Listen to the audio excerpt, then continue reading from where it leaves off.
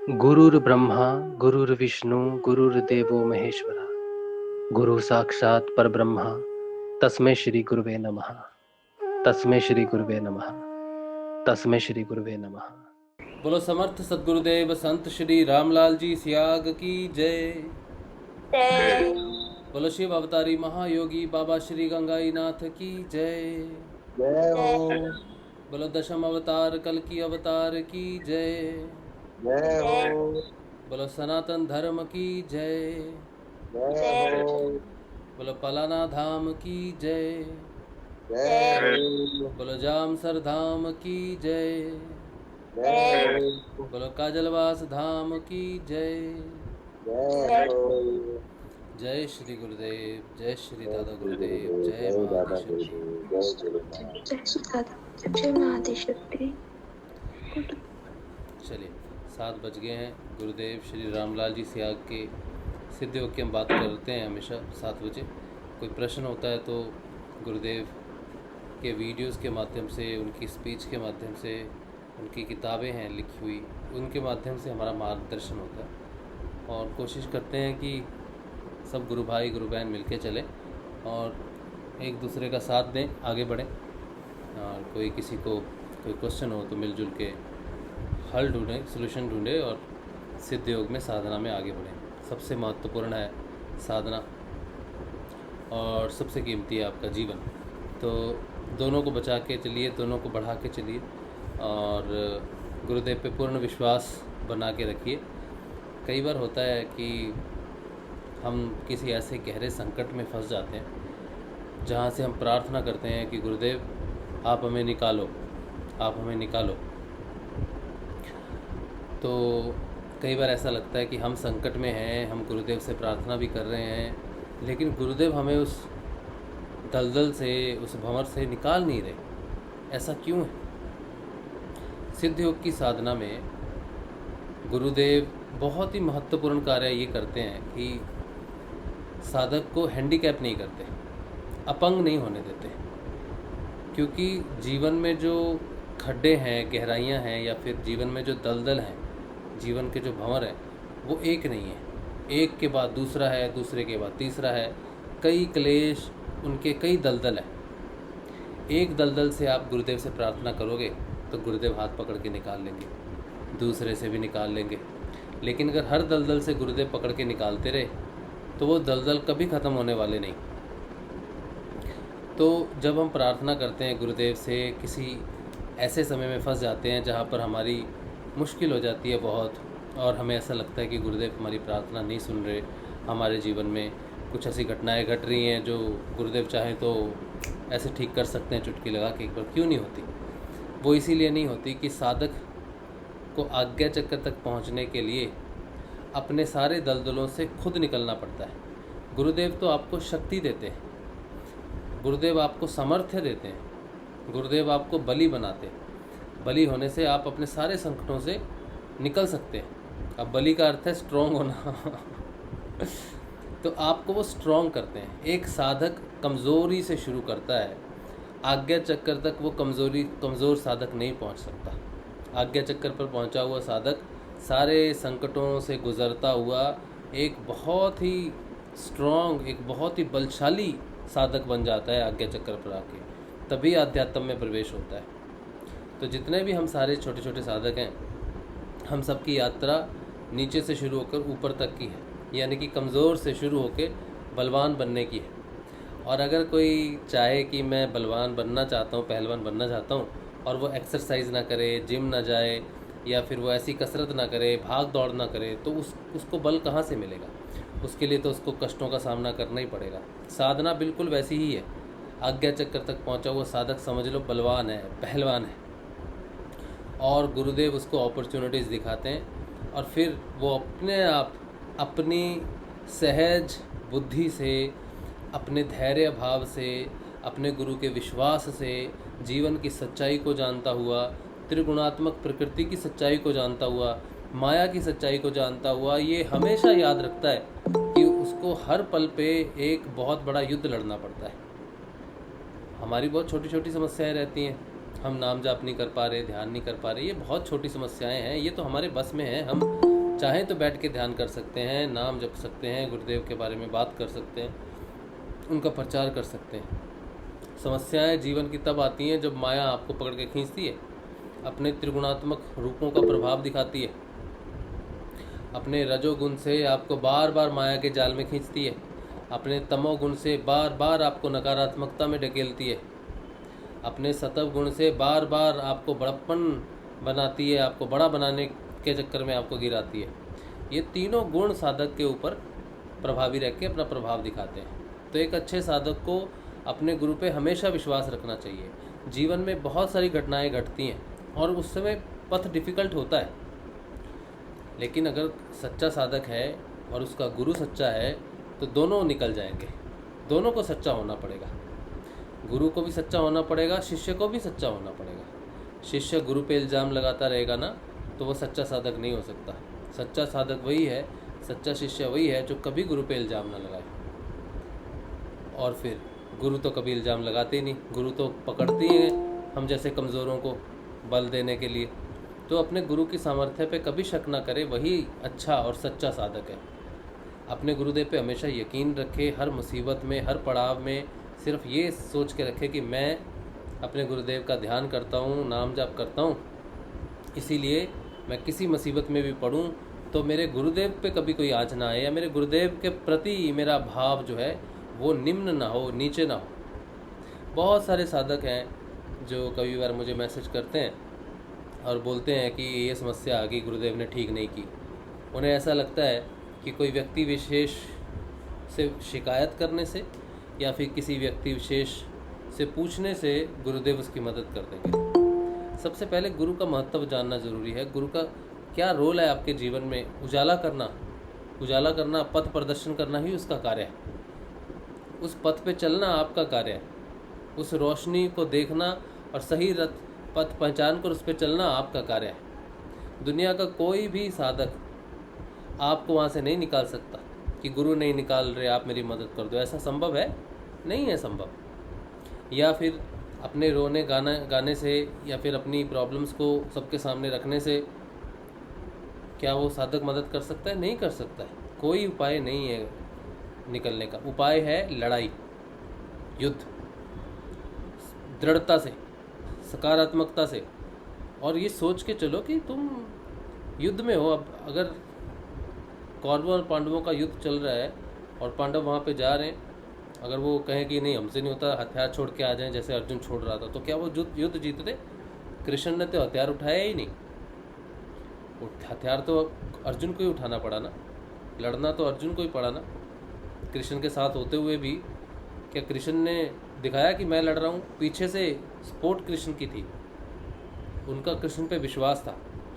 इसीलिए हमारी ज़िंदगी में भी हम खुद दिखने चाहिए लड़ते हुए, सिर्फ दिखने चाहिए लड़ते हुए। अंदर से वही लड़ता है, वही सामर्थ्य देता है। इसीलिए हमें कमज़ोर नहीं पड़ना चाहिए, घबराना नहीं चाहिए कभी भी, किसी भी परिस्थिति में स्ट्रांग रहना चाहिए। ठीक है? तो कभी कमज़ोर नहीं पड़ना, कभी ये नहीं सोचना कि मुसीबतें बढ़ गई हैं या फिर मेरा कुछ हो नहीं रहा, ऐसा कभी भी नहीं सोचना। ठीक है? आपका युद्ध है, धर्म युद्ध है और बहुत कठिन है ये युद्ध। और आपको चुना गया है लड़ने के लिए तो आप महत्वपूर्ण हुए ना। इसीलिए ऐसा मत सोचो कि जीवन की कठिनाइयाँ भारी हो गई हैं और अपने मन को अस्थिर कर लो। कोई कठिनाई नहीं है, आत्मा के ऊपर कोई कठिनाई। हर पड़ाव चाहे कितनी भी मुश्किल हो, उसमें आप हीरो बन के रहो, वहाँ पर उसमें स्ट्रांग बन के रहो। कितनी भी ख़राब पोजीशन हो जाए, कुछ भी हो जाए, आप उस समय भी खुश रहो, उस समय भी प्रसन्न रहो, उस समय भी अपने आप को खड़ा रखो। कुछ भी हो, याद करो अभिमन्यु को, याद करो ऐसे समय में कि वो बच्चा खड़ा रहा, पीठ नहीं दिखाई उसने। कितने मुसीबत का समय था, कोई नहीं था, ना उसके पिता साथ थे, ना कृष्ण साथ थे, ना पांडवों में कोई भाई साथ था, कोई भी नहीं था, अकेला खड़ा था। सबसे बड़ी मुसीबत का सामना डट के किया उसने। आज उसका नाम लेते हैं ना, गर्व से लेते हैं। तो वो लड़ा और अमर हुआ है, हारा नहीं। अभिमन्यु हारा नहीं, लड़ा, जीता, वो जीता है। तो हमें भी जब भी हमारे पर कोई सिचुएशन आए, हमें आसपास कोई नज़र ना आए, कृष्ण रूपी गुरुदेव भी अगर हमें सिर्फ उस समय ना दिख रहे हो ना, तो ये नहीं समझना चाहिए कि वो हमारे साथ नहीं। हर जितनी भी निम्न परिस्थिति आ जाए, कितनी भी मानसिकता परेशान करे आपको, लेकिन आपने एक ही बात सोचनी है कि ये सबसे बड़ा युद्ध है मेरा, और जब तक मैं जी रहा हूँ मैं इस युद्ध को लड़ूंगा और छोड़ूंगा नहीं। निकल जाएंगे। जब तक आपके साथ गुरुदेव है आप नहीं गिर सकते, बस आपको लड़ना पड़ेगा, आपको हौसला रखना पड़ेगा वहाँ पर। ठीक है, तो अपनी परिस्थितियों से घबराना नहीं, कहने का अर्थ यही है, और आगे बढ़ना है। ठीक है, यही सिद्ध योग है। सिद्ध योग में एक बार आ गए तो विजय श्री ही आपका साथ देगी। आगे चक्कर पर पहलवान बन के जाना है, कांगड़ी पहलवान बन के नहीं जाना कमज़ोर पहलवान बन के नहीं पहुंच सकते हैं वहाँ पर, तो कोई बात नहीं। ठीक है, चलो। अच्छा, ये गुरु भाई का मैसेज था, इसीलिए मैंने थोड़ा सा एड्रेस किया कि हम सभी के जीवन में उतार चढ़ाव आते हैं। कोई बहुत बड़ा साधक नहीं है, किसी को ब्रह्मांड दिखे या किसी को कुछ दिखे, कुछ नहीं है, कुछ भी नहीं है। ठीक है, कोई किसी को प्रकाश दिख रहा है, किसी को साउंड सुन रहा है, कुछ दिख रहा है, सबके जीवन में उतार चढ़ाव आते हैं। ठीक है, आज्ञा चक्कर पे पहुंचा हुआ साधक बिरला होता है। हम सभी एक ही साथ हैं। ठीक है, हम सभी अभी उस जंग में है, उस प्रकृति में। तो किसी ने हारना नहीं, किसी ने डरना नहीं, सबने गुरुदेव पे विश्वास बना के रखना है। वैसे मैं आपको बताऊं कि मैं आज जब मैं ध्यान कर रहा था आज दोपहर को, सुबह तो मेरा ध्यान लगा नहीं, तो फिर ऐसे ही बैठे बैठे चेयर पे बैठे बैठे ध्यान लग गया मेरा। मैं ध्यान में गया और बहुत अच्छा ध्यान लग गया, चला गया गहरे ध्यान में, चला गया, आवाज़ें बंद हो गई थी। तो बहुत देर तो रहा, लेकिन मुझे पता नहीं क्या हुआ ध्यान में। लेकिन ध्यान जहाँ पर टूटा, ध्यान से जिस समय मैं बाहर आया, उस समय मुझे 2 शब्द याद है गुरुदेव के, कि बोल घबराना नहीं और सारी बीमारियां ठीक हो जाएगी। बस इतना ही मुझे याद है ध्यान में, जब मैं उस गहरे ध्यान से वापस आया। तो गुरुदेव के शब्द है कि घबराना नहीं। ये मेरे को ध्यान में मुझे प्राप्त हुए हैं।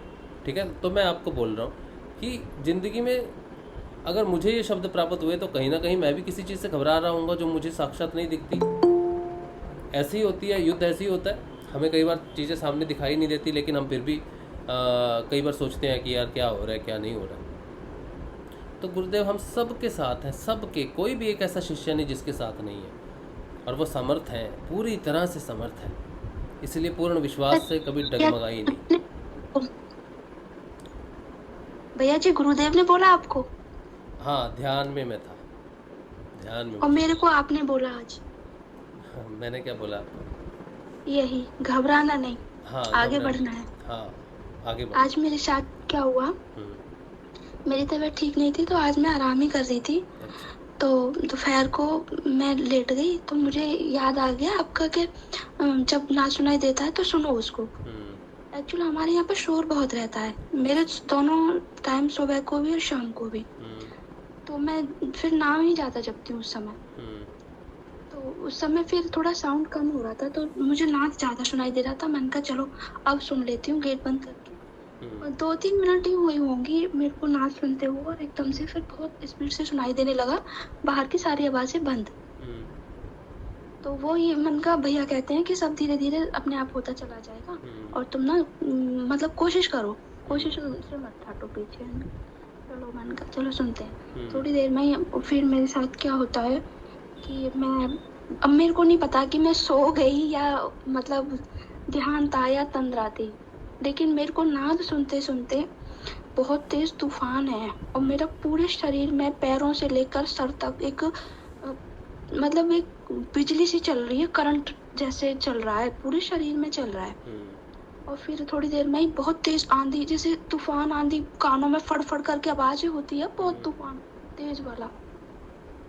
तो मैंने कहा ये क्या है, फिर मैं जाप कर रही हूँ, तो जाप तो मैंने छोड़ दिया।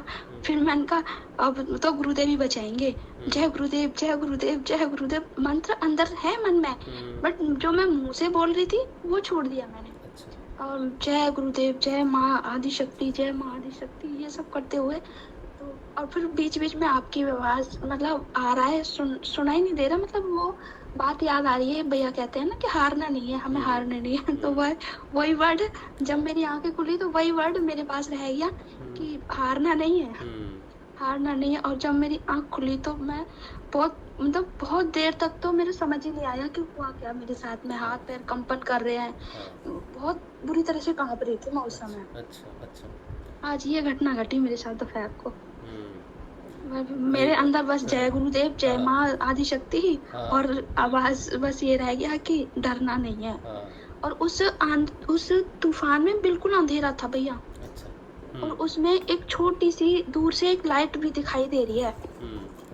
लाइट दिखाई दे रही है तो उसमें भी मुझे आपकी बात आवाज आ रही है, मतलब बात याद आ रही है कि मतलब रास्ते दो हैं हर जगह, चुनना आपको है कि हमें किस साइड जाना है। तो फिर मैंने कहा मुझे अंधेरे में तो नहीं जाना, जिधर अंधेरा है बहुत अंधेरा है, तो मैंने कहा इधर तो नहीं जाना। एक जैसे वो टॉर्च होती है ना, बैटरी, वो बहुत दूर से मतलब आगे का वो दिख रहा है मुझे उसका, और वहां से लाइट है थोड़ी सी। तो मैंने कहा मुझे इधर ही जाना है। इतने में पर मेरी आंखें खुल गई थी। तो ये ध्यान में नहीं, ये तंद्रा में होता है। कई बार तंद्रा टूटती है ना, तो एकदम से जब टूटती है तो शरीर पूरा कांपता हुआ लगता है। तंद्रा में पूरी तरह से कांप रहा था आज तो। तो कोई बात नहीं, ध्यान के बहुत सारे अनुभव होते हैं। और बस यही मैं कहना चाहता हूँ कि बहुत जब मैसेजेस आते हैं ना, तो कई बार कुछ साधक जो हैं उदास हो जाते हैं, और उन्हीं के लिए बात करना चाहता हूँ कि सभी होते हैं उदास, सभी के जीवन में कठिनाइयाँ हैं, और इसीलिए घबराना नहीं चाहिए। युद्ध समझ के आगे बढ़ना चाहिए, लड़ना चाहिए, हथियार नहीं डालने, साधना करते रहना है, और गुरुदेव पे दृढ़ विश्वास रखना है। गुरुदेव पे कभी भी शक नहीं करना है, गुरुदेव को कभी भी सामर्थ्य पे सवाल नहीं उठाना। चाहे हमारे जीवन में कुछ भी घटना घटती है, लेकिन हमें गुरुदेव पे कभी मैंने ये बोला भी उस समय जब मुझे डर लग रहा था, और वो आंधी तूफान इतना भयंकर था ना, तो मैं बोल भी रही हूँ, मैंने कहा कोई नहीं, गुरुदेव मेरे साथ हैं, मुझे यहाँ से हटना नहीं है, डरना नहीं है। मतलब मन में ये था कि मैं ध्यान में बैठी हुई हूँ, तो ये सब हो रहा है गुरुदेव की कृपा से हो रहा है, मुझे हटना नहीं है, गुरुदेव मेरे साथ में हैं। ये बोल भी रही हूँ मैं अपने आप से। अच्छी बात है, बहुत अच्छी बात है। बिल्कुल अपने आप को, अब हमने खुद निकलना है दलदल से, उन मुसीबतों से हमने खुद निकलना है। अब अगर हम सोचे गुरुदेव पकड़ के निकाल दें तो निकाल देंगे, एक मुसीबत से निकालेंगे तो दूसरी में गिरेंगे, दूसरी से निकालेंगे, तो हम गुरुदेव निकालते रहेंगे। ऐसा गुरुदेव नहीं चाहते। गुरुदेव नहीं चाहते कि मेरे शिष्य वीक हों, वो चाहते हैं मेरे शिष्य इतने स्ट्रांग हो कि मुसीबत आए तो उससे खुद निकल सके, खुद लड़ सके। और जब ये स्ट्रांग होने का समय आता है ना, जब मुसीबत में गुरुदेव आपको छोड़ते हैं कि आप इससे लड़ो और स्ट्रांग बनो, ताकि ये मुसीबत फिर ना आए आपके जीवन में, आप बनो, आप स्ट्रांग बनो। तो उस समय जब स्ट्रांग बनने का समय होता है ना, उस समय मन बहुत विचलित होता है, जीवन में ऐसी घटनाएं घटती हैं और ऐसी मानसिकता हो जाती है कि वीक पड़ जाता है। वो स्ट्रांग बनने का समय है, वही आगे बढ़ने का समय होता है। गुरुदेव खुद चाहते हैं कि तू इसका सामना कर। उस समय गुरुदेव को आप एक मास्टर की तरह देखो जो कहता है लड़, और दो लोग लड़ रहे हैं अंदर में, एक आप हो और एक आपका दुश्मन है, एक प्रकृति की वृत्तियां हैं, दोनों खड़े हैं, और गुरुदेव कहते हैं लड़ लड़ लड़, पकड़, खड़ा रहे, मैं हूँ। ऐसा सोचना चाहिए उस समय, अपनी सकारात्मक सोच रखनी चाहिए कि मैं एक युद्ध क्षेत्र में हूँ और मेरे गुरु मेरे सामने खड़े और चाहते हैं कि मैं जीतूँ, उस मुसीबत से मैं जीतूँ। और एक बार जीत गए ना तो कहेंगे भाई ये अब विजेता है इस कैटेगरी का, इस कैटेगरी की कोई प्रॉब्लम इसके पास नहीं आ सकती, चल बेटा नेक्स्ट राउंड में चल, थोड़ी बड़ी मुसीबत से लड़ और बढ़ाओ। तो चैंपियन बनना है आपको। साधक यहाँ पर पहुँच गया तो समझ लो सर्वश्रेष्ठ चैंपियन हो गया, फिर वो कहते हैं ना वर्ल्ड चैंपियन है भाई। तो जो साधक यहाँ पहुँच गया उसने जीत ली प्रकृति को। तो ये यहाँ तक युद्ध चलने हैं सारे, इसलिए कोई युद्ध से घबराना नहीं, कोई मुसीबत से घबराना नहीं। बस समझ लेना रिंग में खड़े हैं और गुरुदेव कह रहे चल लड़ चल, कोई नहीं मैं हूँ साथ में। और अगर थोड़ा इधर उधर तो गुरुदेव सपोर्ट करते हैं पीछे से, ठीक है। यही मान के चलना, बस ये बातें ध्यान में रखना, और हम हर युद्ध जीत सकते हैं, हम में क्षमता है। हमारा गुरु जो है, हमारा मास्टर ट्रेनर जो है ना, वो वैसा ट्रेनर कोई नहीं है। चलिए ठीक है। अच्छा, YouTube पे कुछ प्रश्न है, देख लेते हैं।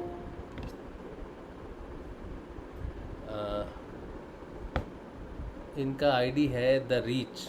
माई son saw in his dream that a red snake bite him.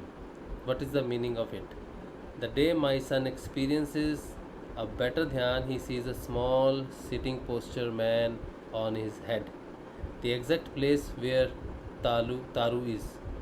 What is the meaning of this? अच्छा, तो आपने मुझसे कुछ मीनिंग पूछे हैं जो ध्यान में आपके बच्चे को हो रहे हैं।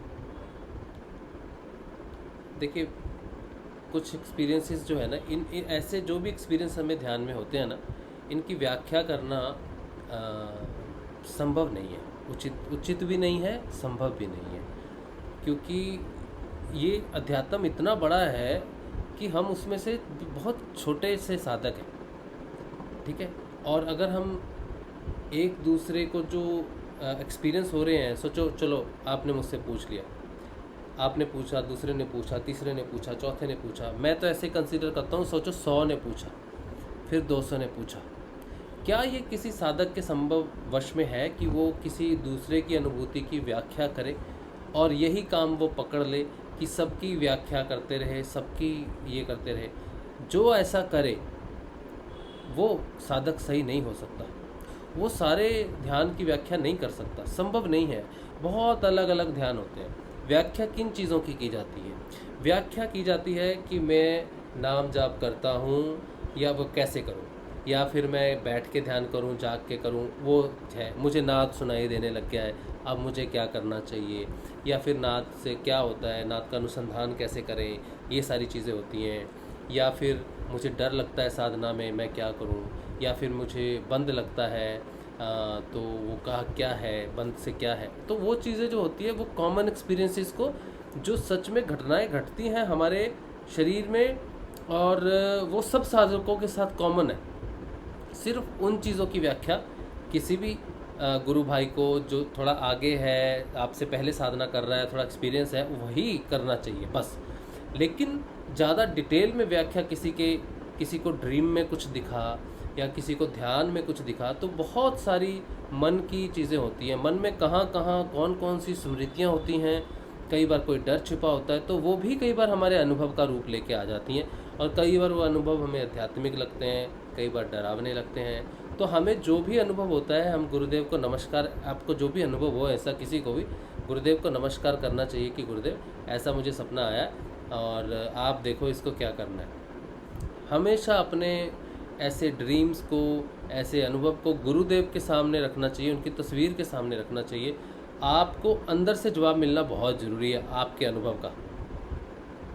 और यकीन मानिए, जितने भी लोग आप साधना कर रहे हो, हर एक अनुभूति, चाहे वो छोटी सी छोटी हो, चाहे आपको ध्यान में एक चींटी दिखी, एक कबूतर दिखा, एक बतख दिखी, कुछ भी दिखा, अगर आप थोड़ा धैर्य धरेंगे ना, अपने गुरुदेव से सिर्फ मन ही मन कहेंगे कि ऐसी चीज़ मुझे दिखाई दी है, थोड़ा सा धैर्य धरेंगे, तो हो सकता है तीसरे और चौथे या पाँचवें दिन, पाँचवें ध्यान में आपको उसका अनुभव हो जाएगा।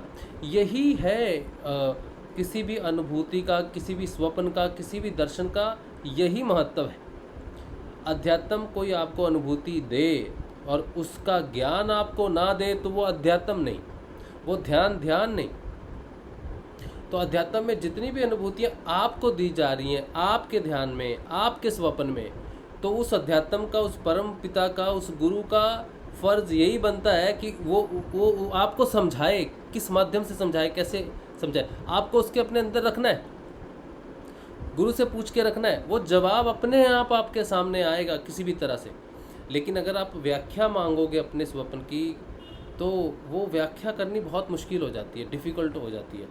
इसीलिए हमें नहीं पता कि हम किसकी व्याख्या मांगें, किसकी व्याख्या नहीं मांगें, नहीं पता हमें लगता। तो हमें वो सारा गुरुदेव पे छोड़ना चाहिए।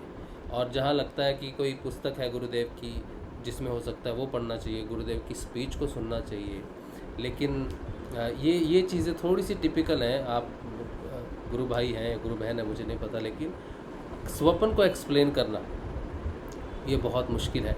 हाँ, गुरुदेव अगर स्वप्न में दिखे, अगर पूछो स्वप्न में गुरुदेव दिखे उसका क्या मतलब है, तो मैं कहूँगा बहुत अच्छा मतलब है। गुरु के दर्शन किसी भी माध्यम से हो जाए, ध्यान से हो जाए या स्वप्न से हो जाए, तो वो अच्छा है, साधना में प्रोग्रेस होती है, ठीक है। और कुछ एक मुख्य हमारे एक्सपीरियंसेस होते हैं जो हमें ऊपर उठाते हैं, सिर्फ हमारे मनोबल को बढ़ाने के लिए होते हैं सारी चीज़ें। अगर स्वप्न अच्छा लगे तो मनोबल को बढ़ा रहा है, अगर स्वप्न में आपको कष्ट हो या प्रॉब्लम हो, तो हो सकता है आपका युद्ध चल रहा है आपके जो साधना है उसमें आपको और ज़्यादा स्ट्रॉन्ग होके साधना करने की ज़रूरत है। ठीक है, तो बहुत सारे अनुभव है और सारे अनुभवों को एक्सप्लेन करना किसी के भी बस की बात नहीं है और मेरे बस की भी बात नहीं है। और मैं ज्ञान की बात करता हूँ, लेकिन मैं बहुत ही लाइन टू लाइन जो सबके एक्सपीरियंस में आए, जो सारे साधकों के लिए कॉमन हो, मैं वैसी बात करना ज़्यादा पसंद करता हूँ। ठीक है।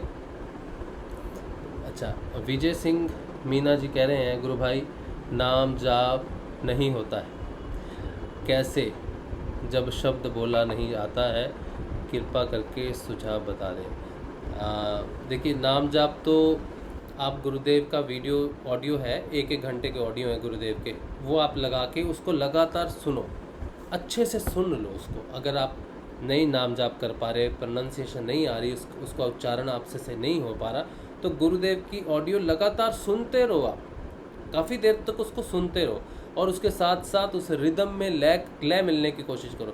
रोज़ कम से कम 1 घंटे का ऑडियो गुरुदेव का समय निकाल के ज़रूर सुनो। उसी से ही आपको धीरे धीरे आपका मन उस चीज़ को पकड़ लेगा, और कोई तरीका नहीं है। ठीक है, अगर हम माला से जाप करें, किससे जाप करें, वो सब तरीके ठीक नहीं।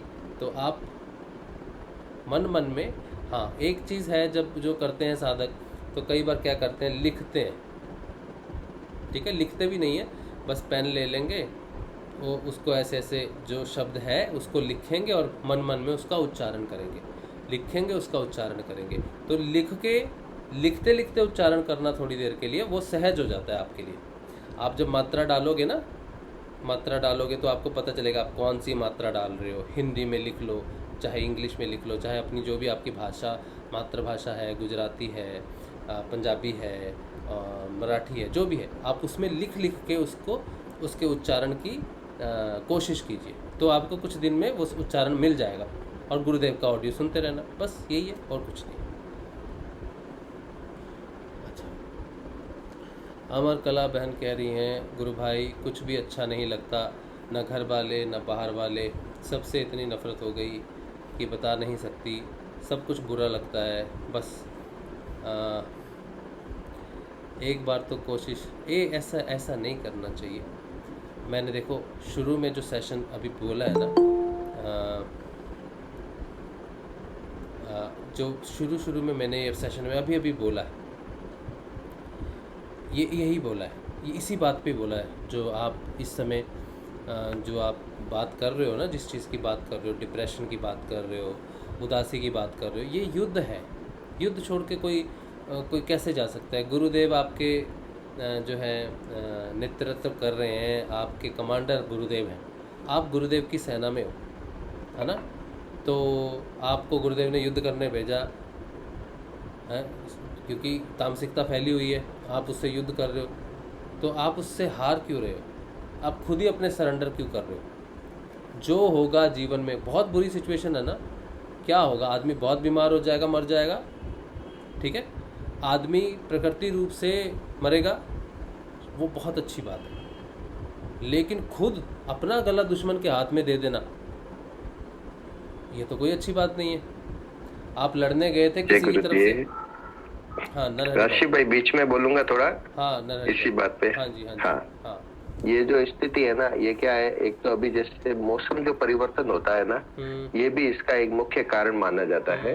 जब भी मौसम परिवर्तन होता है तो हमारे शरीर के पूरे ये जो हार्मोन्स वगैरह वो चेंज होते हैं। सर्दी से गर्मी का मौसम प्रारंभ हो रहा है, और ऐसी स्थिति में हम एक पॉजिटिव थिंग ये भी सबसे महत्वपूर्ण रख सकते हैं कि गुरुदेव ने स्पीच में, एक स्पीच शुरू होती है उसमें पहले ही बोलते हैं, मरना तो है, एक दिन तो मरना ही है ना। तो जब सभी को मरना है, जिसने जन्म लिया, अमर कोई नहीं है, एक दिन तो सबको ही मरना है। और हम चाहे कुछ भी भौतिकवादी बहुत सारे अचीवमेंट प्राप्त कर लेंगे, बहुत सारे धन को एकत्रित कर लेंगे, उसके बाद भी मरना है, नहीं करेंगे तो भी मरना है ना। तो हमें क्या लगता है कि जब गुरुदेव से जुड़े हैं तो हमें जल्दी जल्दी क्यों नहीं मिल रहा है, हमारे दुश्मन कैसे ज्यादा सफल हो रहे हैं, हम क्यों नहीं हो रहे हैं, हम सत्य पर चलते हैं उसके बावजूद भी, मतलब उत्कंठाएं तो यही है, दुखी होने की, डिप्रेशन होने की, और क्या हो सकती है कि मेरे कष्ट क्यों नहीं मिट रहे, और जो हम देख रहे हैं कि जो पाप कर रहे हैं उनके तो मिट रहे हैं, जो तामसिक प्रवृत्ति के हैं वो तो हंसते हुए सेल्फी आ रही है उनकी, तो स्टेटस देख रहे हैं और हम तो उदास उदास बैठे हैं, है ना। तो ये स्थिति डिप्रेशन का कारण बनती है। तो गृहस्थी हमेशा फंसता है ईर्ष्या से और साधु हमेशा फंसता है क्रोध से।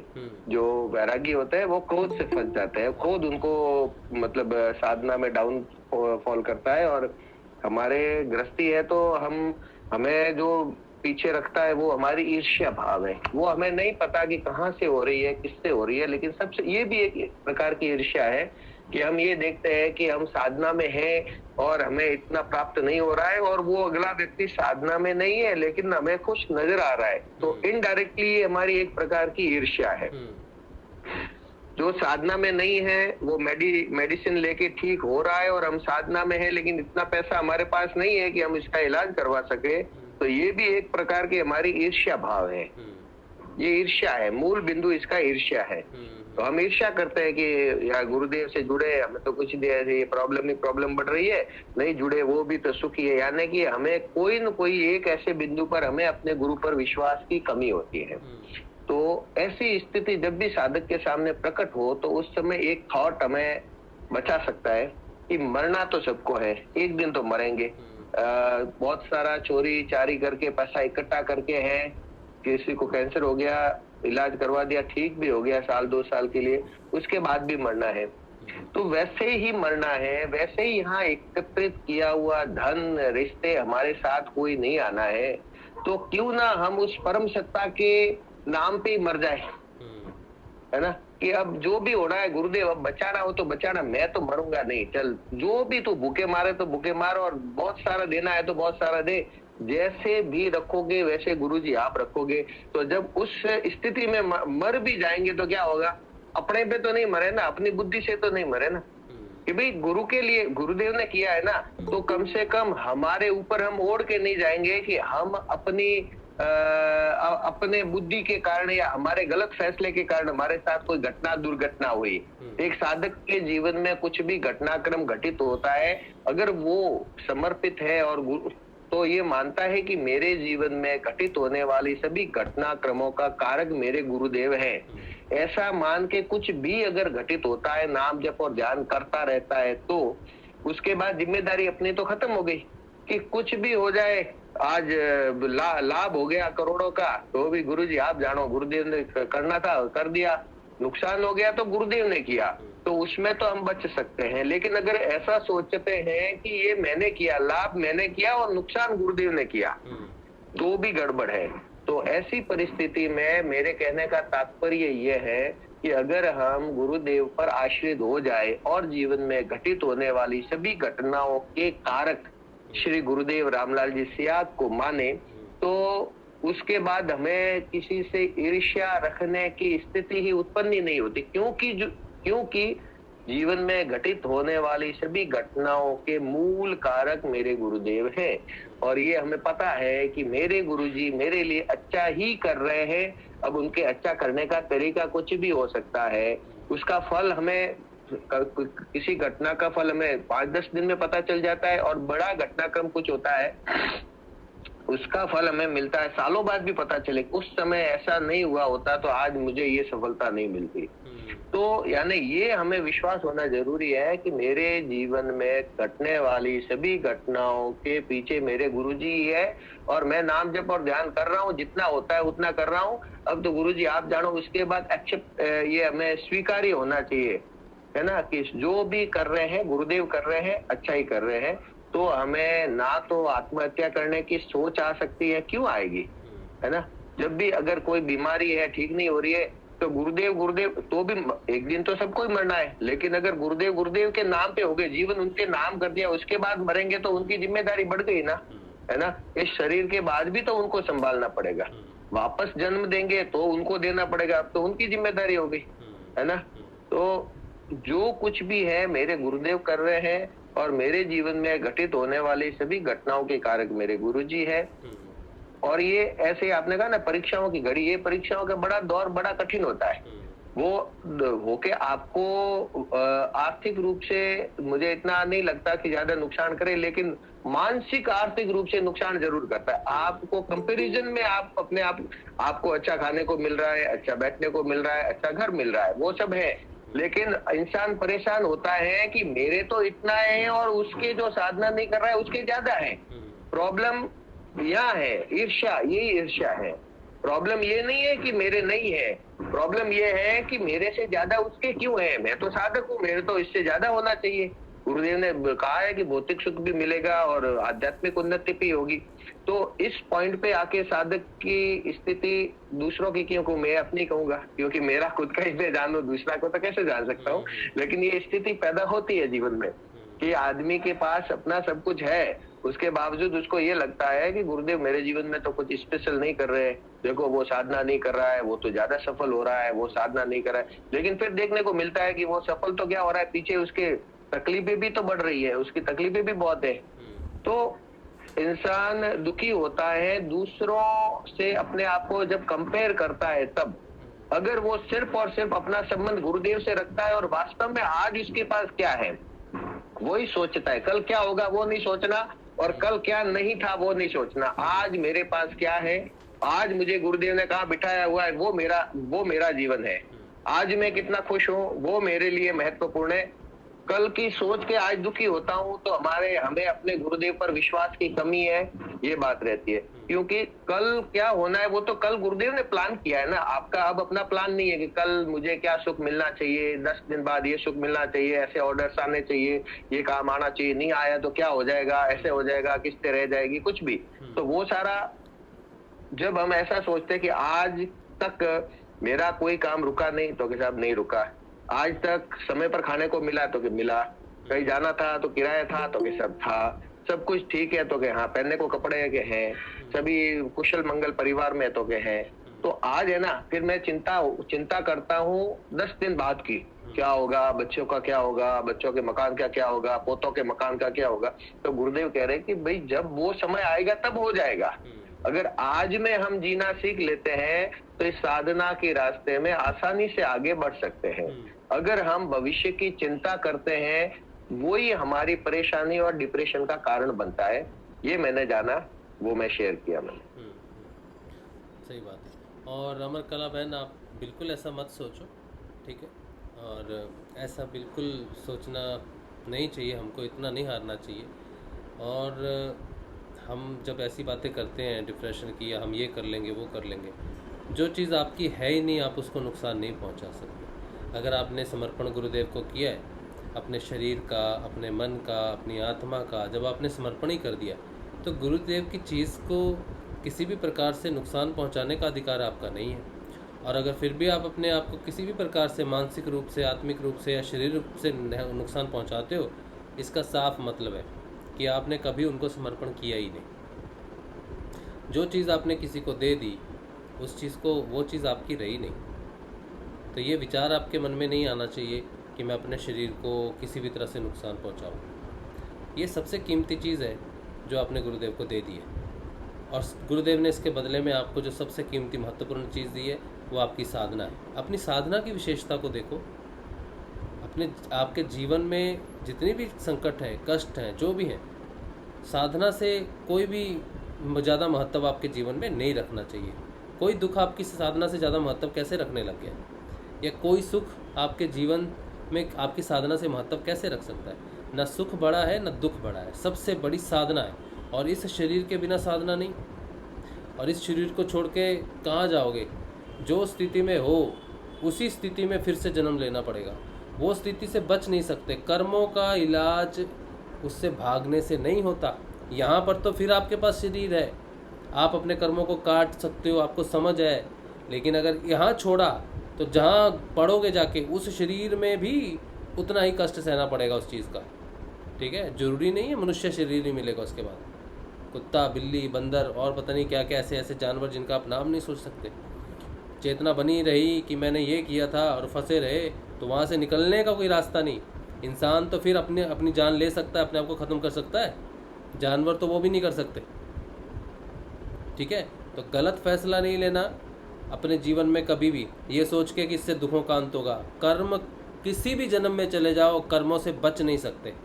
अगर इस जन्म में कर्म सामने आ रहा है, डिप्रेशन दे रहा है, तो वो कर्म पीछा नहीं छोड़ेगा जब तक वो अपना हिसाब पूरा नहीं करेगा। इसलिए उससे बचने का कोई रास्ता नहीं है। एक ही रास्ता है, उसको सिरोधार्य करो हर प्रॉब्लम को, और गुरु का नाम जपो और ध्यान करो।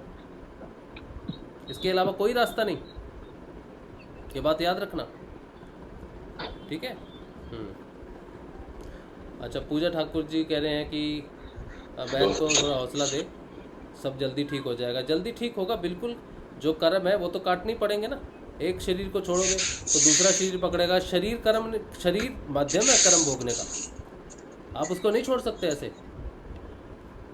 शरीर ने क्या किया बेचारे ने? शरीर का क्या दोष है जो उसको मार रहे हो? शरीर का कोई कसूर नहीं है। ये तो आपको सुख सुविधाएं दे रहा है। आपकी साधना में सबसे बड़ा महत्व यही है। इस शरीर के बिना साधना नहीं हो सकती आपकी। कर्म तो आपको भोगना पड़ेगा इस शरीर में, तो दूसरे शरीर में भोगना पड़ेगा। क्या समझते हो? कहाँ चले जाओगे जान लेकर अपनी? कहाँ जाओगे? पता है कहाँ जाना है? इस कमरे से निकल के उस कमरे में जाना है, घर से निकल के बाहर जाना है, आपको पता है। लेकिन इस शरीर से निकल कर कहाँ जाना है पता है? कहाँ जाना है पता है तो जाओ। अगर नहीं पता है तो इससे भी गहरे अंधकार में जा रहे हो। जो इंसान इस तरह सोचता है कि मैं अपनी जान ले लूँ, वो सबसे बड़ा अहंकारी है। सिर्फ वो अपने बारे में सोचता है। इस दुनिया में जितने लोग भी आत्महत्या करते हैं या आत्महत्या करने का विचार करते हैं, वो अहंकारी हैं, स्वार्थी हैं कि मैं मर जाऊंगा, मैं मर जाऊंगा, मैं कर लूँगा, मैं कर लूँगा। अहंकारी है कि मैं हूँ। किसी का बच्चा है, किसी का कुछ है, कोई किसी का कुछ है, किसी का कुछ है। और एक बात याद रखना कि जो इंसान ऐसी हरकत करता है, उसके बच्चे जब बड़े होते हैं ना, तो उनकी जब वो अपने माता पिता को याद करते हैं तो इसलिए नहीं याद करते कि उसने उसको जन्म दिया, उसने उसको खाना खिलाया, उसके पीछे रोया चिल्लाया। नहीं, उसको एक ही स्मृति रहेगी कि मेरे बाप ने ये किया, मेरी माँ ने ये किया था। वो डिप्रेशन उसको कभी नहीं छोड़ेगा। ये ऐसी डिसीज़ है, ऐसी घृणा है जो आपके रिश्तेदारों में वो चाची ने किया था, वो मासी ने किया था, वो नाना ने किया था, वो नानी ने किया था, भाई ने किया था, वो बहन ने किया था, वो इसने किया था। ये जो कार्य है ना, ये आपके पूरे परिवार को, बच्चों को तो सताएगा। घृणा बन के, श्राप बन के उनके सिर पे हमेशा घूमता रहेगा। ये उनकी दुर्दशा होगी इस कारण। और आपकी जो दुर्दशा होगी, आप उसका अंदाजा भी नहीं लगा सकते। किसी भी प्रकार की कोई चीज़ है, आप बाहर निकलो, खुली हवा में जाओ, और जाओ हॉस्पिटल में जाओ, किडनी हॉस्पिटल में जाओ, देखो सांस लेने के लिए तरस रहा हो बच्चा, बच्ची, छोटे छोटे बच्चे हैं, किडनी खराब है किसी का फेफड़ा, किसी का कुछ खराब है, किसी को कोई लाइलाज बीमारी है, सांस लेने के लिए तड़प रहे हैं। माँ बाप बाहर बैठ के रो रहे हैं, और आप अपने शरीर को इस तरह से लाइटली ले रहे हो। अरे 100 बीमारियाँ हो, कोई भी बीमारी हो, दिमाग है ना, नाम जाप कर सकते हैं ना। और भगवान को कमज़ोर लोग कभी भगवान को पसंद नहीं आते। कहीं कोई इसकी गति नहीं है। इस तरह से अपने आप को ख़त्म करने वाले की गति नहीं हो सकती। भगवान कभी ऐसे लोगों को सपोर्ट नहीं कर सकता मरने के बाद। अगर भगवान ऐसा करता है ना, आत्महत्या करने वाले लोगों को भगवान अगर किसी भी प्रकार से सहायता करता है, तो वो भगवान नीच है, वो भगवान दुष्ट है। ऐसा भगवान, मैं नहीं मानता ऐसे भगवान को कि जो ऐसे लोगों को मरने के बाद कोई सहायता करे। सबसे दुष्ट और सबसे खराब, चाहे वो गुरु हो चाहे भगवान हो, मृत्यु को गले लगाने वाले की सहायता करने वाला ना तो भगवान हो सकता है, ना गुरु हो सकता है। सिर्फ तामसिक ही हो सकता है, तामसिकता ही हो सकती है। इसीलिए जो आत्महत्या करेगा या जो ऐसा करके जाएगा, वो सिर्फ तामसिकता की गोद में ही जाना चाहिए, ईश्वर की गोद में नहीं जाएगा। ऐसे लोगों को ईश्वर को सहारा नहीं देना चाहिए। नहीं तो मुझे ऐसे ईश्वर को ना तो मानना है ना जानना है, जो कमज़ोरों को और बढ़ावा दे आगे जाके, ताकि और उसके जैसे 1000 कमज़ोर और पैदा हो जाए, तो पूरा विश्व कमज़ोर हो जाएगा, उसकी मानवता कमज़ोर हो जाएगी। फिर बदलाव, किस बात का बदलाव है और क्यों बदलाव लाना है? फिर जब भगवान ही ऐसे बेकार लोगों को सहायता देता है, नहीं होना चाहिए। इस उम्मीद में नहीं जाना कि आपको कोई सहारा देगा। जो है यहाँ है, इस धरती पे है। जब तक आंखें खुली हैं तब तक है। जब तक ये नहीं पता चलता कि मृत्यु के बाद कहाँ जाना है, तब तक आपको कोई अधिकार नहीं। जिस दिन पता चलेगा हाँ यहाँ मरे तो यहाँ गए। गुरुदेव की स्पीच सुनो जो आज लगाया था, कहाँ से आए हो पता है, जन्म लेके आए हो कर्मों के बोल में, कहाँ जाओगे पता है, नहीं पता है। तो पहले पता करो, मृत्यु का रहस्य पता करो, फिर विवेकानंद की तरह जाओ, शंकराचार्य की तरह जाओ, गुरुदेव की तरह जाओ, बाबा गंगाईनाथ जी की तरह जाओ, तब उनके पास ही जाओगे, वरना उनके पास जाने का कोई रास्ता नहीं। ठीक है, बाकी गुरुदेव से प्रार्थना कीजिए, नाम जाप कीजिए, सही रास्ता चुनिए, सकारात्मकता को चुनिए। आपके सामने नकारात्मकता सकारात्मकता दोनों खड़ी है, आप नकारात्मकता को गले लगा रहे हो ये जानते हुए कि ये नकारात्मकता है।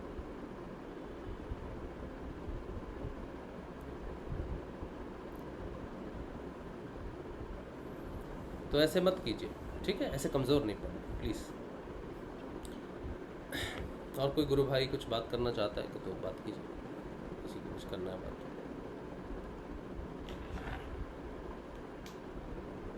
जय गुरुदेव गुरु भाई। हाँ जी, रुचि सोनी बहन, जय श्री गुरुदेव। हाँ, जय श्री गुरुदेव। मुझे भी इस पे आज का इंसिडेंट शेयर करना है। जब हम मानसिक रूप से कमजोर पड़ जाते हैं तो गुरुदेव कैसे हमारी मदद करने आते हैं। आज सुबह मेरे साथ भी ऐसा हुआ, फैमिली में किसी ने कुछ बोला और उसकी वजह से मैं उदास हो गई और मेरे अंदर मतलब तूफान चल रहा था, गुस्सा चल रहा था, बहुत ज्यादा गुस्सा भर गया था और उदास भी बहुत फील हो रहा था। बॉडी लैंग्वेज से शो हो रहा था कि मैं आज बहुत उदास हूँ। और मैंने एक दिन आपके सेशन में सुना था कि अगर हम गुस्से में अगर ध्यान करने बैठते हैं तो वो 1000 गुना बढ़ जाता है वो वाला भाव।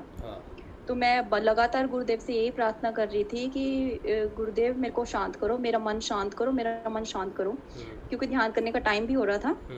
और मैं गुरुदेव से प्रार्थना करके जैसे बैठी ध्यान में, और सबसे पहले तो जैसे मैं ध्यान में बैठी तो मेरा अपने आप से ही ना स्माइली फेस बन गया। माँ कुंडलिनी ने जो क्रिया कराई वो ये कि मेरा स्माइली फेस बन गया। पहले मेरा फेस सैड था और जैसे लिप्स अपने आप स्माइलिंग, आपने देखा ही होगा जैसे इमोजी बने होते हैं ना स्माइली, ऐसे मेरे लिप्स अपने आप ऊपर को गए और आंसू निकले, दुख के भाव जैसे उसमें बह गए सारे। और मन मेरा एकदम इतना शांत हो गया, इतना शांत हो गया। और आधा घंटा ध्यान लगा, इतना आनंद आया आज तो मेरे को ध्यान लगाने में। हाँ, मन बिल्कुल शांत हो गया। तो मैं यही बोल रही थी कि जैसे हमारी मानसिकता खराब होती है, अगर हम गुरुदेव को ध्यान करते हैं, गुरुदेव आते हैं हमारे पास, हमारी मानसिकता को बदलते हैं। और आज दोपहर को भी ऐसा हुआ कि नाद सुनते सुनते मैं सो गई, 1 घंटा मेरे को नींद आ गई। और जैसे ही मैं उठी और ऐसे लगा जैसे मेरे आज्ञा चक्कर से गुरुदेव ने एंट्री की। मतलब सीन ऐसा था जैसे पीछे बहुत बड़ा सूरज और धरती पे गुरुदेव जी आए हैं, मतलब आज्ञा चक्कर से एंट्री की है और आए हैं, धोती पकड़ी हुई है उन्होंने। और वो सीन मेरा ऐसे फिट हो गया, अभी तक भी अगर मैं आंख बंद करके देख रही हूँ तो मेरे को वो सीन जैसे मतलब फिक्स हो गया है, वही सीन दिखाई दे रहा है बार बार से। मेरे को ये जानना था कि वो मेरी इमेजिनेशन होगी या फिर रियलिटी हो सकती है। रियलिटी तो देखिए एक बड़ी सीधी सी बात है कि कई बार हम सोचते हैं कि हमें भगवान साक्षात दर्शन देगा, सामने आके खड़ा हो जाएगा, जैसा हम फिल्मों में देखते हैं, एपिसोड्स में देखते हैं वैसा। ऐसा मुझे नहीं लगता ऐसा सत्य होना चाहिए कि वो सामने खड़ा हो जाएगा। जिस दिन वो मेरे सामने खड़ा हो गया ना, मैं ये समझूंगा कि मेरे में उसमें बहुत दूरी है, द्वैतवाद है। उसका मेरे सामने प्रकट हो जाना द्वैतवाद है। और अध्यात्म अद्वैतवाद से शुरू होता है, हृदय की यात्रा द्वैतवाद से शुरू होती है। गुरुदेव जब भी आपको दर्शन देते हैं या कुछ भी देते हैं, वो आपके हृदय के अंदर आपके भाव में आप प्रस्तुत होते हैं। कभी भी सामने खड़े हो जाएंगे या कुछ ऐसी स्थिति में होते हैं। अब एक बात है, जब ऋषि अरविंदो को श्री कृष्ण ने इतना बड़ा उपदेश दिया था, आपको क्या लगता है कि श्री कृष्ण श्री अरविंदो के सामने खड़े होकर बोल रहे थे तुझे ये करना है? नहीं हो सकता। सिर्फ ध्यान की अवस्था ही अद्वैत की अवस्था है। मैं जागता हूँ, ठीक है, और मैं कहता हूँ कि मेरे साथ साथ चल रहा है, तो मैं द्वैतवाद समझता हूँ कि मुझ में और इसमें फ़र्क है, ये अलग अलग चीज़ें चल रहा है, मैं चल रहा हूँ। मैं इस दर्शन को मानता नहीं। मैं मानता हूँ कि जब मैं ध्यान की अवस्था में हूँ तब वो प्रकट हो, क्योंकि ध्यान की अवस्था में मेरा मैं होता नहीं। मैं जब ध्यान कर रहा हूँ तो मुझे पता नहीं होता ना गहरे ध्यान में कि हम ध्यान में हैं। उस समय वो प्रकट होता है ना, तब सिर्फ उसकी स्थिति होती है, सिर्फ उसकी प्रेजेंस होती है। अगर वो मेरे साथ मुझे चल रहा है तो ये तो द्वैतवाद हो गया। अध्यात्म में द्वैतवाद को बढ़ावा देना तो सही नहीं है। तो हमारे मन में कई बार हमारे मन में ऐसे भाव जरूर जागृत होते हैं कि गुरुदेव मुझे दिख रहे हैं या सामने बैठे हैं, मैं उनके साथ बैठा हूँ। ये भाव हो सकता है, इसमें कोई बुराई नहीं है। ये आध्यात्मिक अनुभूतियाँ हैं, लेकिन इन अनुभूतियों को सिर्फ हमारी साधना को बल देने के लिए किया जाता है। सच्चाई में द्वैतवाद में भरोसा नहीं करना चाहिए या द्वैतवाद में नहीं पढ़ना चाहिए। द्वैतवाद में पढ़ते ही वो अलग हो जाता है, उस मेन सोर्स से अलग हो जाता है कि वो अलग है, मैं अलग हूँ। हृदय के बाद द्वैतवाद का कोई स्थान नहीं है। और जो साधक असेंड करता है, ऊपर असेंड करता है, वो जान जाता है कि मेरे को जो अनुभूतियाँ होती हैं मेरे मार्गदर्शन के लिए होती हैं, मुझे विशेष बनाने के लिए नहीं होती। मेरी साधना पथ पे जब मुझे चाहिए होता है उसका मार्गदर्शन करने के लिए कोई आकृति मुझे दिखी या मैंने उस चीज़ को महसूस किया, ये हो सकता है। लेकिन इसको किसी भी तरह विशेष रूप से नहीं लेना चाहिए कि मुझे दर्शन होते हैं जी, मुझे तो भगवान के दर्शन होते हैं, मुझे तो इसके दर्शन होते हैं। ये भाव गलत है, बिल्कुल ये गलत भाव है, द्वैतवाद का भाव है। चाहे आपको दर्शन होते हैं, मुझे नहीं पता होते कि नहीं होते, किसी को दिखते हैं नहीं दिखते हैं, उससे फ़र्क ही नहीं पड़ता। लेकिन अध्यात्म में ऐसे दर्शनों को मैं पर्सनली नहीं मानता। द्वैतवाद में मैं तो कहता हूँ मुझे अगर दर्शन देने तो ध्यान में देना, सामने आके खड़े मत होना। तू सामने खड़ा हो जाएगा तो तू मुझसे सबसे ज़्यादा दूर हो जाएगा। तो मेरे हृदय में वास कर और मेरे ध्यान में आ। जिस समय तू रहेगा ना उस समय मेरी स्थिति होनी नहीं चाहिए, और जिस समय मैं हूँ उस समय तू मेरे बाहर खड़ा नहीं होना चाहिए। या तो मैं या तो तू, एक ही होना चाहिए। या तुझ में मैं बसूँ या तू मुझ में बस, यही परम स्थिति होनी चाहिए किसी भी साधक की, किसी भी सच्ची अनुभूति की। द्वैतवाद आध्यात्मिक की अनुभूति नहीं हो सकती। रुचि बहन, ये मेरा मानना है। ठीक है गुरु भाई, एक प्रश्न और था मेरा। हाँ, जैसे कि आपके सेशन में मैंने सुना था कि स्वाधिष्ठान चक्कर पे जब वो पहुंचता है इंसान तो काम वासना बढ़ जाती है। हाँ, तो भैया मेरा ये प्रश्न है कि जो टीनेजर्स हैं अगर वो उनके साथ ऐसा होता है तो वो कहीं गलत ट्रैक पे तो ना चले जाएंगे? नहीं, बिल्कुल नहीं। क्योंकि हार्मोन्स जब हमारे बदलते हैं ना 14 ईयर्स के बाद हार्मोन्स बदलते हैं, चाहे लेडी चाहे गर्ल है चाहे बॉय है, ठीक है, वो जरूरी है। क्योंकि अगर वो भावना ही नहीं जागेगी तो उनके अंग प्रत्यंग डेवलप ही नहीं होंगे। तो वो भावना जागती है, डेफिनेटली जागती है। हाँ, जो स्वादिष्टान चक्कर पे जब पहुंचेंगे तो वो अगर उस टाइम तो कोई प्रॉब्लम नहीं आएगी ना टीनेजर्स को? नहीं, कोई प्रॉब्लम नहीं आएगी टीनेजर्स को। जब ये चीज़ें होती है ना, जब हम 14 ईयर्स में जब हमारी पिट्यूटरी ग्लैंड जब एक्टिव हो जाती है, हमारी रुद्र ग्रंथि जो है वो प्रभाव में आना शुरू हो जाती है, तो हमारे ये अंग डेवलप होते हैं। अब सोचो आपने कोई मटका बनाया है तो मटके में पानी भर के नहीं देखेंगे कि मटका कैसा है। तो किसी के जो हार्मोन्स जब चेंज हो रहे हैं, सेक्सुअल हार्मोन्स जब आ रहे हैं, बदल रहे हैं, तो उनकी टेस्टिंग नहीं होगी कि ये काम कर रहे हैं कि नहीं कर रहे। कोई मशीन बाजार में आएगी, उसकी टेस्टिंग होके आएगी ना। तो बच्चा जब 18 साल तक पूरा वयस्क हो जाएगा, पूरा डेवलप हो जाएगा, 21 साल तक शादी के लिए डेवलप हो जाएगा, तो उसके जो अंग प्रत्यंग हार्मोन्स जो हैं जब आएंगे तो उसके शरीर की टेस्टिंग तो होगी ना, तो वो भाव प्रकट हो सकते हैं। उसको हमें ये नहीं सोचना चाहिए कि इस तरह की बात कर रहा है या इस तरह की कोई पिक्चर देख रहा है या इस तरह की बात में लगाव दे रहा है। ये अच्छी बात है, इंटरेस्ट उसका होना चाहिए उस समय, गलत नहीं है। लेकिन हाँ, उसको उस समय गाइडेंस की ज़रूरत होती है कि हमारे शरीर में ये बदलाव आते हैं और हमें इस बदलाव को सकारात्मक रूप से लेना चाहिए।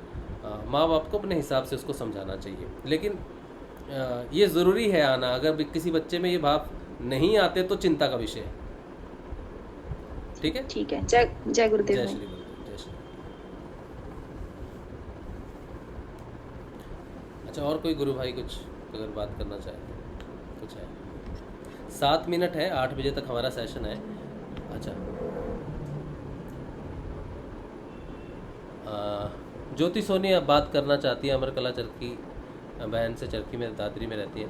मेरे ख्याल से देखो, कमज़ोर नहीं बनाना हमें अमरकला बहन को। मेरी प्यारी बहन है, कितना हंस हंस के मुझसे क्वेश्चन पूछती है, मैं ये पूछ लूँ, मैं वो पूछ लूँ।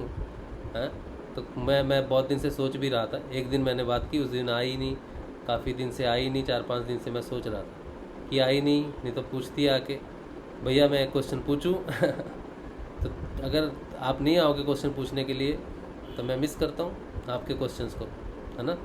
तो मुझे क्वेश्चन पूछते रहना। हाँ, ठीक है। और हिम्मत रखो, मेरी प्यारी बहन है ना, हिम्मत रख। अच्छा, जय राम बाप्ता भाई कह रहे हैं कि जय श्री गुरुदेव, जय श्री दादा गुरुदेव। सबसे पहला सुख निरोगी काया ही है। किसी भी मानसिक रूप में बीमार नाम जाप और ध्यान बहुत ही कम होता है। साधक का तन का कपड़ा भी साथ नहीं देता। देखिए, ये सब कहने वाली बातें, ठीक है, ये सब कहने वाली बातें हैं कि वो कम, ये है वो है। प्यार सबको स्ट्रॉन्ग रखता है और हिम्मत होनी चाहिए, विश्वास होना चाहिए। कोई एक तो होना चाहिए इस दुनिया में जिस पे हम विश्वास करें और वो हमारा साथ दे। और गुरुदेव से बड़ा कोई साथी नहीं होता हमारा। सबसे बड़ा साथी वो स्वयं है। वो कहता है मेरी फ़ोटो जागृत है। गले से लगा लो ना गुरुदेव की फ़ोटो को, फ़ोटो है ना आपके घर में, उसको गले से लगा लो, गले से लगा के रखो, कोई आपका बाल बाका नहीं कर सकता। मारकंडे जो बच्चा था वो जब यम आया था उसको लेने, तो शिव को ऐसे पकड़ लिया उसने। यम उस पर डालता है, अपना पास डालता है, तो शिव खड़े होते हैं, तो ये कैसे कर दिया तूने, वो तो मुझे पकड़ के बैठा है, मेरी शरण में है। गुरुदेव को ऐसे पकड़ लो, दादा गुरुदेव को, वो जीवित तस्वीर है। यम आपको कुछ नहीं करेगा, कुछ नहीं करेगा, नमस्कार करके चला जाएगा, जय हो। बिल्कुल घबराना नहीं, ठीक है। हाँ उर्मिला बहन, जय गुरुदेव। जय गुरुदेव। आज ध्यान नहीं लगा, लेकिन अनुभूति जो हुई वो सच्ची हुई है। पहले बताओ गर्दन ठीक है, तो अनुभूति को छोड़ो। गर्दन हाँ, कुछ आज पीछे की, अब पीछे की जकड़न सी है, अब साइड की नहीं है। अच्छा चलो, खाना वाना खा रहे हो? खाना खा रही हो, अभी खाया मैंने। गॉसिप कैसी चल रही है फोन पे? हैं? गॉसिप वगैरह कैसी चल रही है फोन पे? गॉसिप? हाँ। अब गर्दन ठीक है, अब गर्दन ठीक है, तो फोन को ऐसे लगा के बात कर सकते ना, हेलो हेलो क्या चल रहा है। नहीं, मैं सामने से बोल रही हूँ, सामने से। गॉसिप अब तुमसे कर रही हूँ ना। इसीलिए तो बोल रहा हूँ, गॉसिप के लिए गर्दन ठीक है अभी। पहले मेरी सुन तू। अच्छा ठीक है, सुनाओ। ध्यान नहीं लगा, अनुभूति है वो सच्ची है। अच्छा, मैंने कब कहा पहले झूठी है? पहले ये क्यों बोला कि सच्ची है? मैंने सच्ची है बोला। तुम ये कहते हो ना कि अनुभूतियों में मैं कोई ठप्पा थोड़ी लगाता हूँ, ये गलत, ये सही, ये रिजेक्ट, ये सिलेक्ट, ये ऐसा थोड़ी कोई सिस्टम है। अध्यात्म है। लेकिन अनुभूति बताऊं क्या? हाँ बताओ। मुझे ना हैरी और अजय दिखे कलकत्ता में घूमते हुए। ये झूठी नहीं है ना? अच्छा, अनुभूति बता पहले, झूठी है? देखो, मैं अनुभूतियों में विश्वास नहीं करता, मैं तो सच्चाई में विश्वास करता हूँ, बदलाव में महसूस कर। नहीं, ये बता दे, ये झूठी अनुभूति तो नहीं है ना? नहीं, वो लोग आए हैं, कलकत्ता में आए हैं किसी काम से, तो मेरे यहाँ अतिथि देवो भव, मेरे लिए तो देवता बन के मेरे घर में है। तो कहते हैं अतिथि देवो भव, तो वो देवता मेरे घर में इस समय विराज कर रहे हैं। हैरी देवी और अजय देव। अच्छा देव मत कहना। अतिथि देवो भव होता है ना। वो कहाँ बिठा रखे है? देवी देवता है। नीचे मेरे पास एक ही बिस्तरा है, दूसरा तो नहीं। अरे मैं वो नहीं कह रही। हाँ। वो दिखाए भी नहीं तुमने तो। घूमने गए। अच्छा, वो हाँ। तब के घूम रहे हैं? नहीं, अरे देखो, हाँ। जो इधर आता है ना, वो उसका क्या काम है, जो मैं करता हूँ, खाता हूँ, सोता हूँ, ध्यान करता हूँ, इसके अलावा तीसरा कोई काम नहीं। तो वो लोग जो सोते नहीं, वो खाते हैं सोते हैं। खाते हैं सोते हैं। बोले क्या हो रहा है राशिव? मैंने कहा जो होता है वही हो रहा है। तो अभी वो मेरी वाइफ को लेके और बेटे को लेके गए हैं घूमने के लिए। वो तो दिन के गए हुए हैं, दोपहर तक मेरी बात हुई थी। वही 5 बजे मुझे कह रहे जा, मैं कहा ना भाई, मेरी तो ड्यूटी है। हाँ। तो मेरी अनुभूति सच्ची है ना आज? हाँ, एकदम। अनुभूतियों में मेरा विश्वास दृढ़ कर दिया आज आपने। पक्का कर दिया ना मैंने। मैं क्या आज अनुभूति बताऊंगी आज। ध्यान नहीं लगता, लेकिन मेरा ध्यान नहीं लगा। काम को ध्यान नहीं लगा, लेकिन अनुभूति हुई मुझे, वो पक्की हुई है। हाँ, पक्की है। सुजल भाई देख के हंस रहे हैं कि ये क्या पापा वाली बात करती है। सुजल भाई, जय गुरुदेव। सुजल भाई, समस्या सॉल्व हुई कि नहीं? गुरुदेव के दर्शन हुए कि नहीं हुए? 3:30 बजे नींद खुली तो अजपा जाप लग गया था सर, बिना कोशिश किए ऑटोमेटिक। वो संजीवनी मंत्र है, वो क्लीन कृष्ण क्लीन वाला ऑटोमेटिक चालू हो गया था सर। हाँ, बहुत अच्छी बात है। बिना बोले, बिना कोशिश किए। हाँ, जैसे तो खाना गुनगुना टाइप का। देखो सुजल भाई, गुरुदेव कहते हैं कि जिस नाम की दीक्षा गुरु अपने शिष्य को देखता है, उसने उसको जपा होता है, और खुद का रूपांतरण उस शब्द में हो जाता है। उस शब्द के माध्यम से और सुनने के माध्यम से वो हृदय में प्रवेश करता है। गुरु शब्द के माध्यम से अंदर प्रवेश करता है और जागृत हो जाता है, अंदर जाके हमें जागृत करता है। तो जो जपा जाप लगने का अर्थ है कि उसने अपनी परमानेंट स्थिति आपके अंदर बना ली है, वो बैठ गया है आपके अंदर अब अपने शब्द से। हाँ, ये लिखा है, और ये है गुरुदेव की किताब में लिखा है, मैं अपने पास से नहीं बोल रहा। फील्ड में भी कंटिन्यू मैं सुबह से 3 बजे तक अजपा जाप किया हूँ सर मैं। अच्छा, कंटिन्यू फील्ड में। हाँ। हाँ सर, बहुत अच्छी बात है, बहुत अच्छी बात है। बहुत लेकिन अच्छा रहा सर। लेकिन समस्या आपकी तो ये थी ना कि गुरुदेव दर्शन नहीं देते, समस्या का कोई समाधान हुआ? क्यों है सर दर्शन मेरे को? हाँ, नहीं हुए? नहीं हुआ है। सौरभ सर रायपुर वाले बोल रहे थे, उसके पीछे मत जाओ बोले वो हो जाएगा बोले। वो सेशन जो किया था ना हमने, उस दिन वाला सेशन किया था, उसको आप एक बार पूरा देखना मेरे लिए। हाँ हाँ हाँ, ठीक है, पूरा एक बार देख लेना। फिर मैं पूछूंगा आपसे, कल पूछूंगा एक बार। कल अगर समय मिले ना आपको, कल सेशन से पहले, तो आप वो पूरा सेशन देख लेना, ठीक है? एक बार देखना। हाँ सर, और देखना, फिर हम बात करेंगे जरूर उस बारे में, ठीक है? हाँ सर, हाँ। उम्मीद है दर्शन जरूर होंगे। और रात में भी गुड नाइट बोल के सोता हूँ सर मैं। हाँ, तो अच्छी बात है। सुबह उठ के गुड मॉर्निंग गुरुदेव, गुड इवनिंग गुरुदेव। सब समय अपने साथ ही समझो, अपने अंदर ही समझो।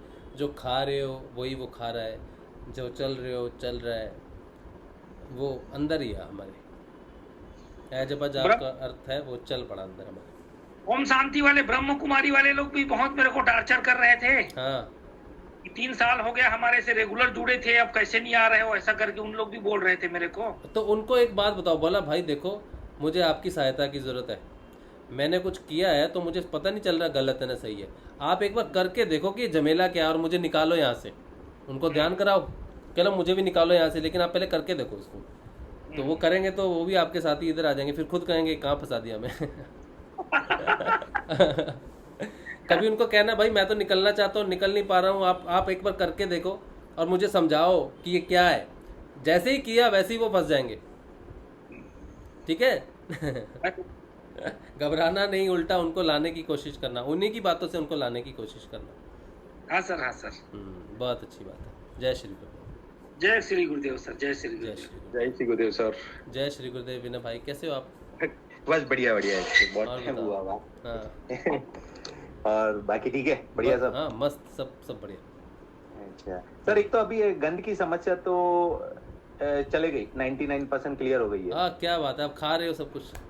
हाँ, अभी सब खाने लग गया, ओनली एक प्याज छोड़ के बाकी सब खाता हूँ अभी। अच्छा, चलो बढ़िया है। तो प्याज खाने को नहीं होता है। हाँ। बाकी सब खा लेता हूँ। अच्छा, वो एक हो गई है। दूसरा आके सर एक चीज, एक दूसरी समस्या प्रकट हुई है। मतलब ये प्रॉब्लम है कि मतलब एक व्यक्ति के पास से जब से नजदीक निकलते, जैसे मार्केट में निकलता हूँ ना, तो एक व्यक्ति के मतलब आदमी के पास से निकलता तो क्या एक अलग प्रकार की गंध निकलती है उसके। कोई मतलब व्यक्ति हर इंसान से नहीं निकलती। मतलब कोई रहता है ऐसा, पता नहीं क्या उसकी गंध इतनी जोरदार आती है उसके शरीर में से, मालूम नहीं, वो सहन करने को नहीं होता उसका। अच्छा। हाँ, ये एक समस्या प्रकट हो गई थी दूसरी।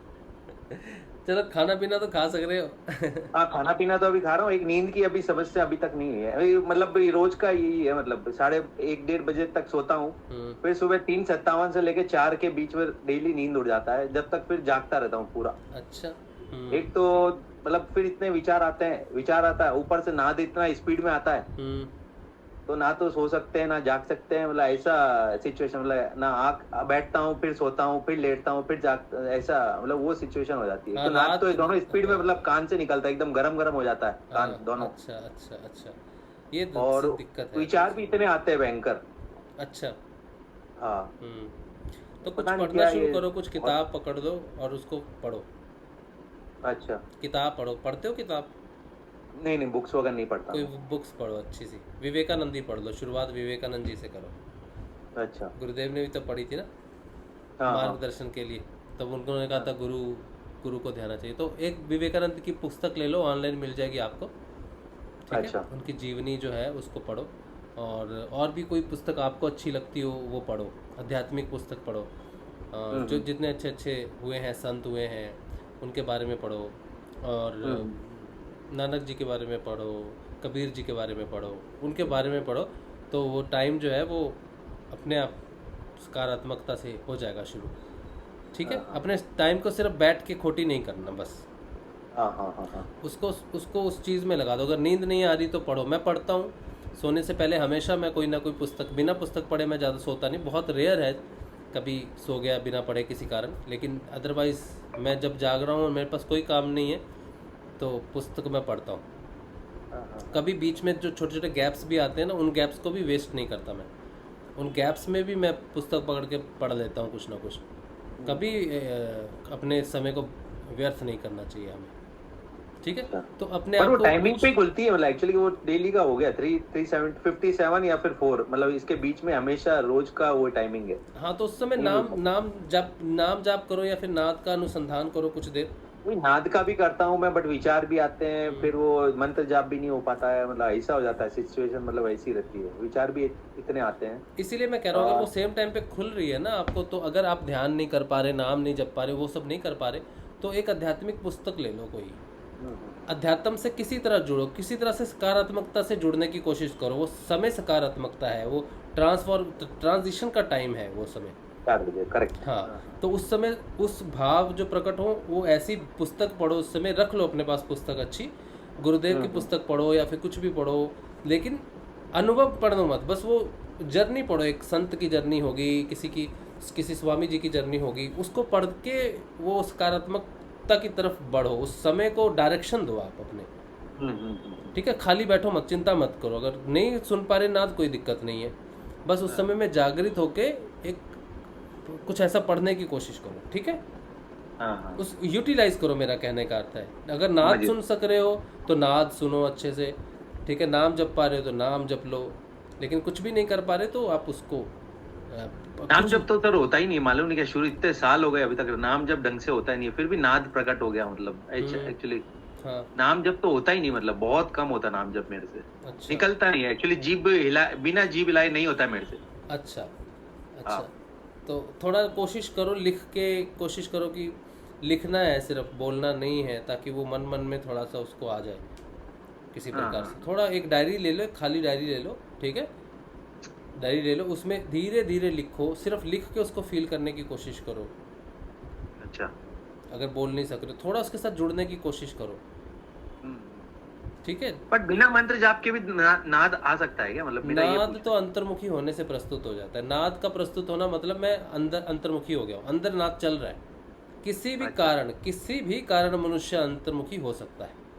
अच्छा, और वो नाद उसको सुन सकता है, लेकिन नाद वो तेज होता जाएगा, अगर हृदय चक्र के अंदर नहीं घुसोगे और बाहर ही खड़े रहोगे ना, तो वो वहाँ पे सायरन बज रहा है, बस वो वहाँ पे अगर खड़े हो तो वो सायरन बजता रहेगा।